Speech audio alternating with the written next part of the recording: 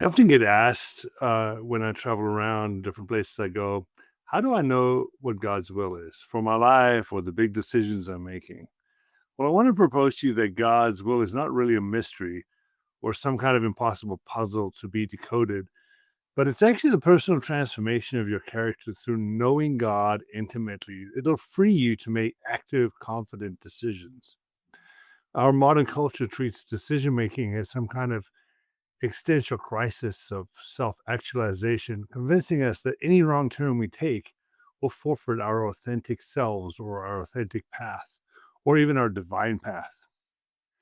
But in the Hebrew wisdom literature, the chokhmah, or the word for wisdom, is not a magical sort of compass that helps us navigate our personal direction. It's actually a skill in the art of godly living within the order of God's cosmos.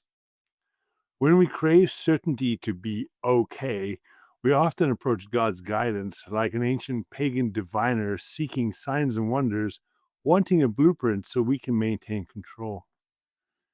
C.S. Lewis noted that the long way around is the shortest way home. God works through our inner sanctification rather than bypassing our reasoning. The gospel dynamics invert our anxiety because our ultimate identity and future is secured by the finished work of Christ. And non moral decision making, like career paths or housing choices, cannot actually ruin our lives. Those that know God think like God. In Psalm 103, verse 7, it says, God made his ways known to Moses and his acts to the children of Israel. Instead of divining God's binary answers, Moses engaged God because he knew the heart of God. Genesis 4, verse 1 says, Now Adam knew his wife and she conceived. This is the kind of knowing that is more than just loving somebody from the distance.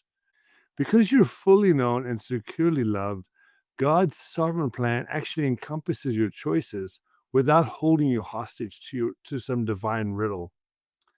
Knowing God is how we know how to take care of what's important to him. Jesus said in John 14, verse 15, If you love me, you'll keep my commands. This is directly translated as, If you love me, you will treasure. The word is treasure. What I told you is important to me. This isn't about commands, it's about loyalty, it's about love. If you don't know God, he will look a lot like you. But if you know God, you will render the very image of God everywhere you go. Wayne Grudem used to emphasize that Christians are responsible for obeying God's revealed moral law in Scripture while also exercising what I'm calling sanctified judgment, which is what we were just talking about. And in so doing, they're trusting God's sovereign hand governs all outcomes without requiring believers to decipher his unrevealed decree beforehand. Okay, so I'm going to challenge you today.